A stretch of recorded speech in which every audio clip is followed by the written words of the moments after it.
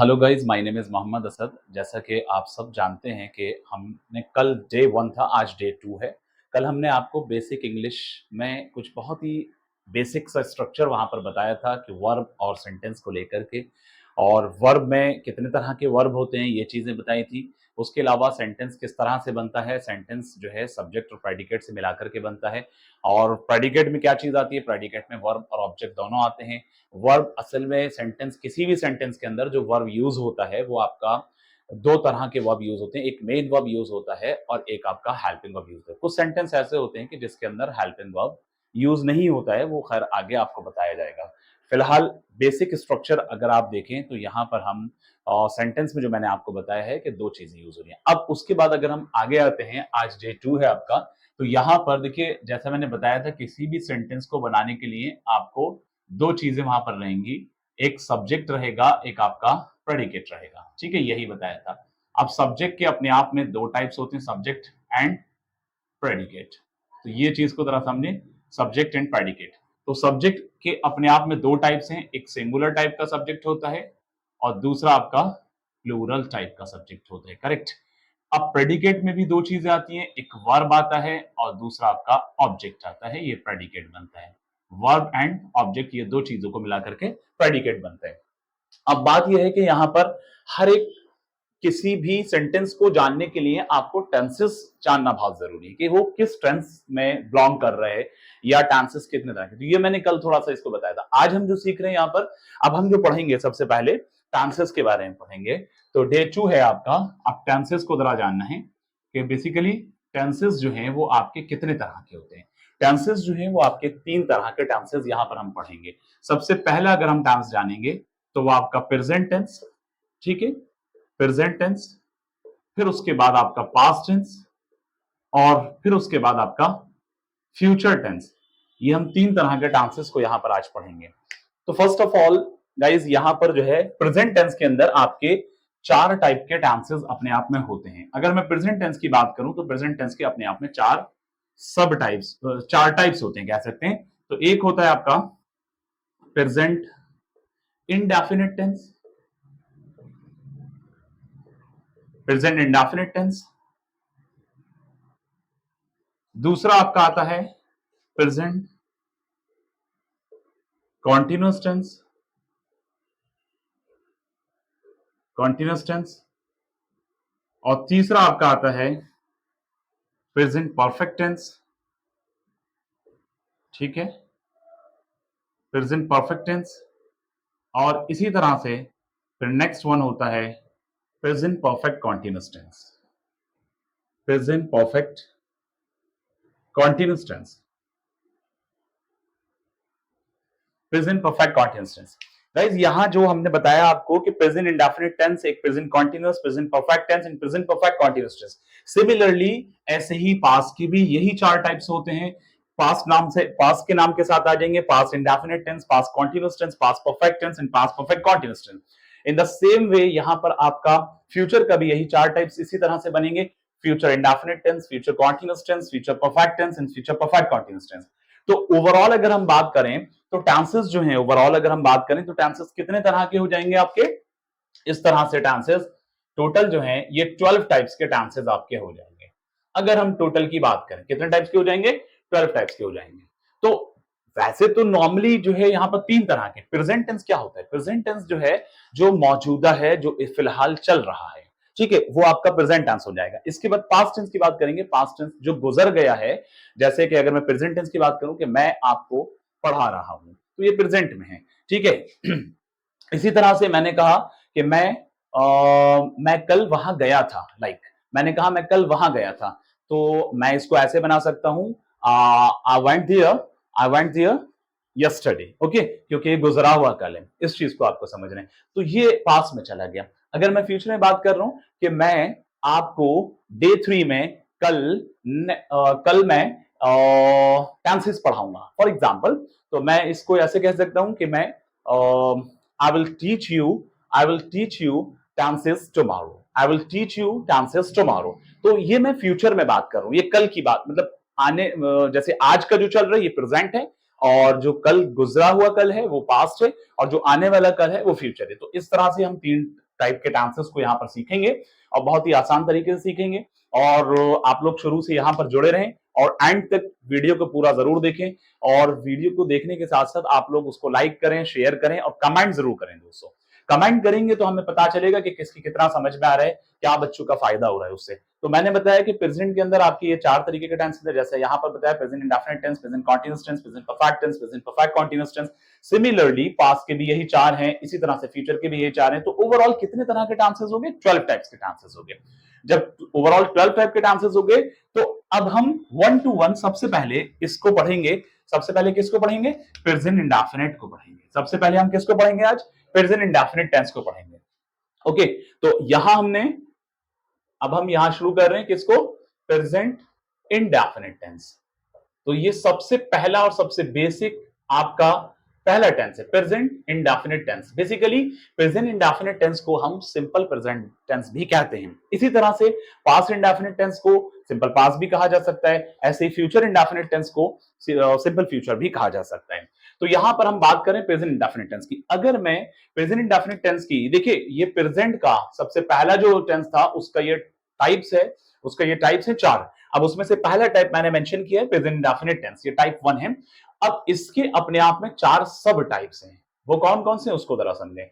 अब एक आपका आता है इसके अंदर अफर्मेटिव, अफर्मेटिव। दूसरा आपका आता है नेगेटिव। तीसरा आपका आता है इंटेरोगेटिव। और चौथा आपका आता है interrogative negative. Interrogative,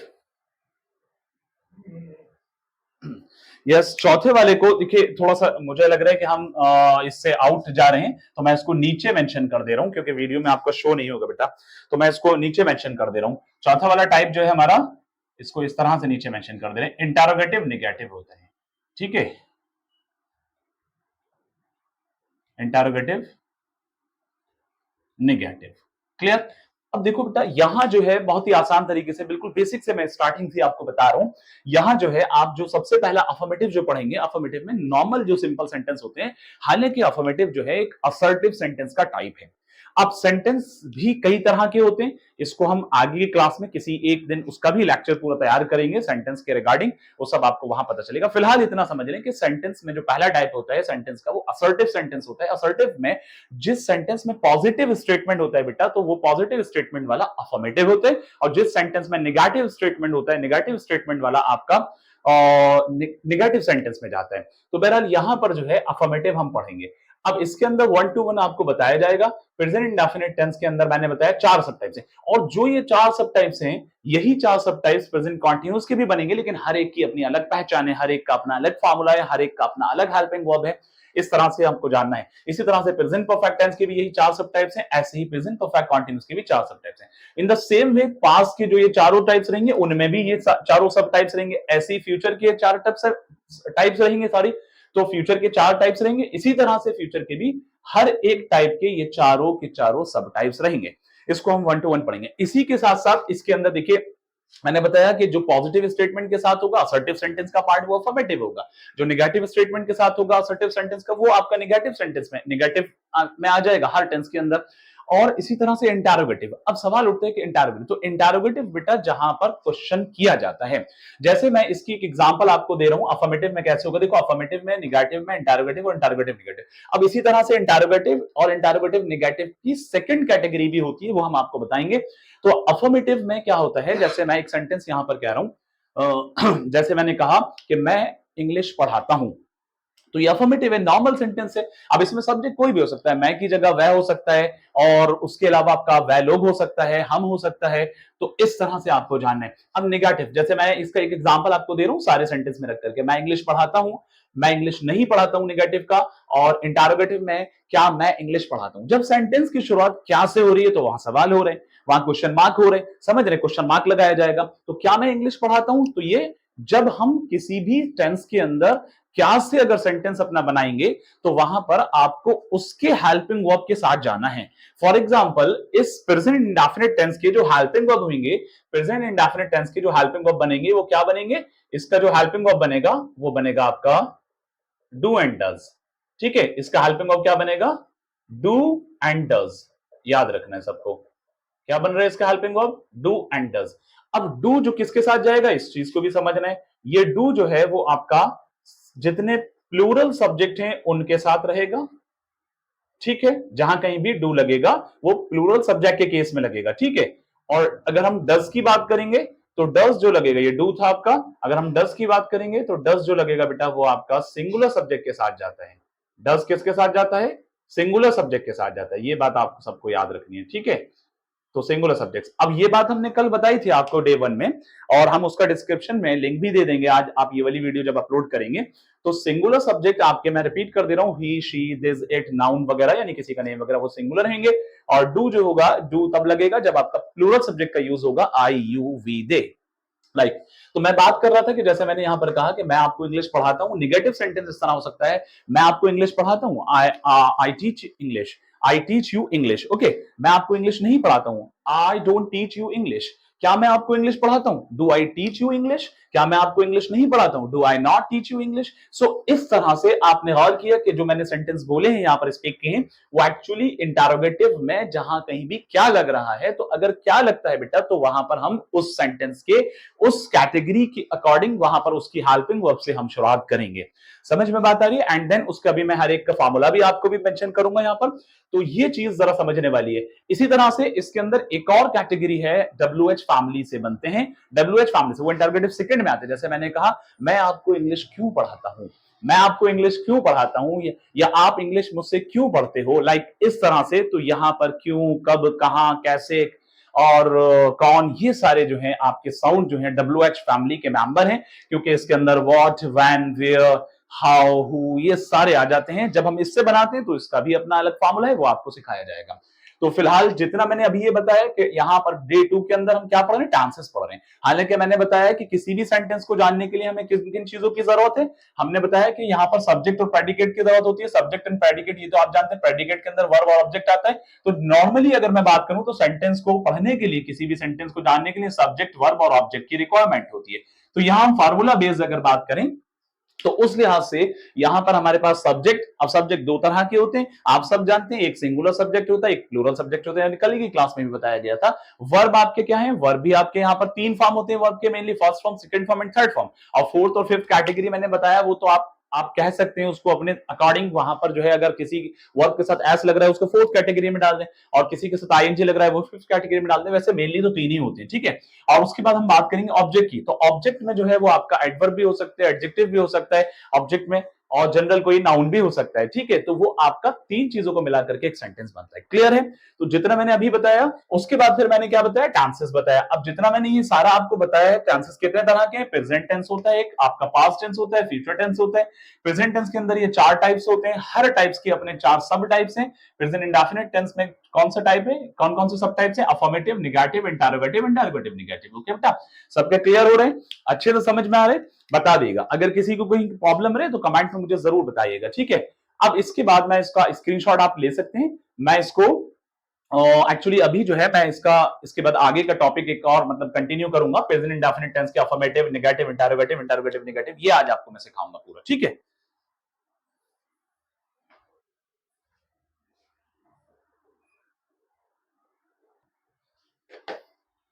yes guys, मैंने ये एक स्ट्रक्चर आपके लिए बनाया है। आज हम जो मैंने अभी बताया, अभी हम प्रेजेंट इंडेफिनिट टेंस में चार तरीके के कैटेगरीज, चार सब टाइप्स होते हैं, affirmative, negative, interrogative, interrogative negative. तो इसमें हम सबसे पहले यहां से शुरुआत करते हैं कि प्रेजेंट इंडेफिनिट टेंस बेसिकली होते किस तरह के हैं, कैसे इसको पहचानेंगे, क्या इसकी आइडेंटिटी है। तो देखिए, एक बहुत आसान सी चीज है, आपको याद रखने, मैंने यहाँ पर लास्ट में कुछ वर्ड लिखे हैं, जैसे कि यहाँ पर ता है और ती है, ये तू है। इस तरह की जब अगर साउंड आती है तो आप समझ लें कि वहां पर जो है इसके लास्ट साउंड अगर ये वाली होती है, लास्ट साउंड मैंने इसीलिए यहां मेंशन किया, ये ता है, ती है, तू है, इस तरह की किसी भी टेंस के अंदर, किसी भी सेंटेंस को जो आप बोल रहे हैं, जो यूज कर रहे हैं, जो इस्तेमाल कर रहे हैं, तो वहां पर उसके लास्ट में अगर ता है, ती है, तू है आता है, तो आप समझ सकते हैं कि वो प्रेजेंट इंडेफिनिट टेंस है। अब हर एक उसके प्रेजेंट इंडेफिनिट टेंस के प्रेजेंट इंडेफिनिट टेंस की हर एक की अब जो सब टाइप्स है, यानी अफर्मेटिव, नेगेटिव, इंटरोगेटिव, इंटरोगेटिव, यहां मैंने उनके फॉर्मूले भी मेंशन किए और अभी मैं आपको ट्रांसलेट भी करके दिखाऊं कैसे उसको बनाएंगे। लेकिन उससे पहले हमें यह जानना है कि प्रेजेंट इंडेफिनिट टेंस का जो हेल्पिंग वर्ब है वो क्या है, डू एंड डज है। डू किन किन सब्जेक्ट के होने पर लगेगा, देखिए आई, यू, वी, दे, अगर ये वाले सब्जेक्ट हो। और ये वाले सब्जेक्ट क्या कहलाते हैं, जल्दी से बताइए।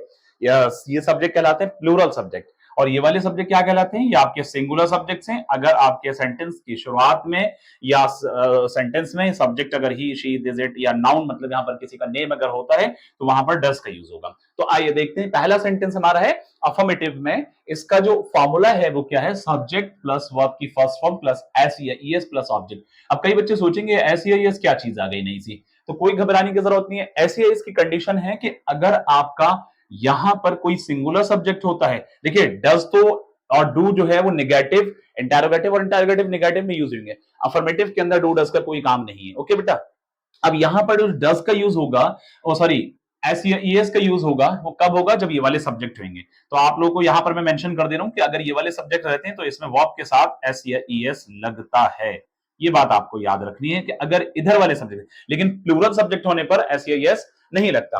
अब जैसे हालांकि मैंने यहां पर एक प्लूरल सब्जेक्ट ही रखा है लेकिन इसके साथ एस ईएस नहीं लगेगा, तो इसको कैसे बनाएंगे, आई, मैं आपको इंग्लिश पढ़ाता हूं तो इसका जल्दी से बताएं कैसे बनेगा। Okay, yes, I teach you English, I teach you English. तो बेटा एक चीज यहां पर समझ में आती है, देखिए ये सब्जेक्ट हो गया और सब्जेक्ट के बाद मैंने फॉर्मूले के अकॉर्डिंग क्या बताया, वर्ब हो गया। अब वर्ब क्या है, पढ़ाता। कल मैंने आपको बताया था कल की क्लास में, जिस किसी भी वर्ड के लास्ट में अगर ना की आवाज आती है तो वो वर्ब होते हैं, जैसे पढ़ाना, खेलना, कूदना, उठना, सोना, बैठना, जागना। तो ये अपनी साउंड को वो वर्ब जो है उस टेंस के अकॉर्डिंग एडजस्ट कर जाते हैं। जैसे यहां मैं आपको इंग्लिश पढ़ाता हूं तो पढ़ाना, तो ये आपका टीच जो है, इसलिए सब्जेक्ट के बाद आपका वर्ब आएगा, आई टीच यू इंग्लिश। अब इसमें एक आपको और एक इंग्लिश, यहां पर दो ऑब्जेक्ट हैं। लेकिन एक और बड़ी इंपॉर्टेंट चीज मैं आपको बता रहा हूं, याद रखनी है कि कई बच्चे गलती करते हैं, आई टीच इंग्लिश यू ऐसे बोल देते हैं। That is completely wrong. आपको यहां पर जो जानदार ऑब्जेक्ट है, जो लिविंग थिंग्स है, वो आपको, जो लिविंग बीइंग है वो आपको यहां पर पहले रखना है ऑब्जेक्ट में और बाद में दूसरा ऑब्जेक्ट रखना है। अगर दो ऑब्जेक्ट एक साथ आते हैं तो जानदार ऑब्जेक्ट को पहले रखना है, गैर जानदार ऑब्जेक्ट को, जो नॉन लिविंग थिंग्स है, उसको बाद में रखना है। अब आ जाए इसके ऊपर। अब यहां पर अगर मान लीजिए कि इसकी जगह अगर यहां पर ही होता या शी होता या यहां पर किसी का नाम होता, सपोज कि यहां पर कलम ने एक नाम लिया था ताहिर, तो अगर नाम होता यहां पर ताहिर, तो ताहिर टीचेस यू इंग्लिश ऐसे आता। बात समझ में आ रही है, या he teaches you English. Okay बेटा, इस तरह से यहां पर वर्ब के साथ एस कब लगता है, अफर्मेटिव के अंदर लगता है सिर्फ, और वो भी कब लगता है, जब यहां पर आपके इन सब्जेक्ट से शुरुआत होती है, यानी सिंगुलर सब्जेक्ट से शुरुआत होती है। अब यहां निगेटिव, निगेटिव का फॉर्मूला मैंने क्या बताया, सब्जेक्ट प्लस डू या does plus not plus verb की फर्स्ट फॉर्म प्लस ऑब्जेक्ट, ये वाला आपका इसका फॉर्मूला है। अब इसमें एक सेंटेंस रखा है, मैं आपको इंग्लिश नहीं पढ़ाता हूं तो इसका कैसे बनना चाहिए, आई, तो आई के साथ मैंने कहा डू या डज। अब डू रहेगा या डज रहेगा, जल्दी से बताएं। यस, डू रहेगा, क्योंकि मैंने यहां पर लिख रखा है आई यू वी दे, होने पर हम डू लगाएंगे। क्या लगाएंगे, डू लगाएंगे। तो हम यहां पर क्या लगाएंगे, डू। आई डू नॉट, इसको हम डोंट भी कह सकते हैं शॉर्ट में, डू नॉट का शॉर्ट फॉर्म भी लिख सकते हैं। I do not teach you English.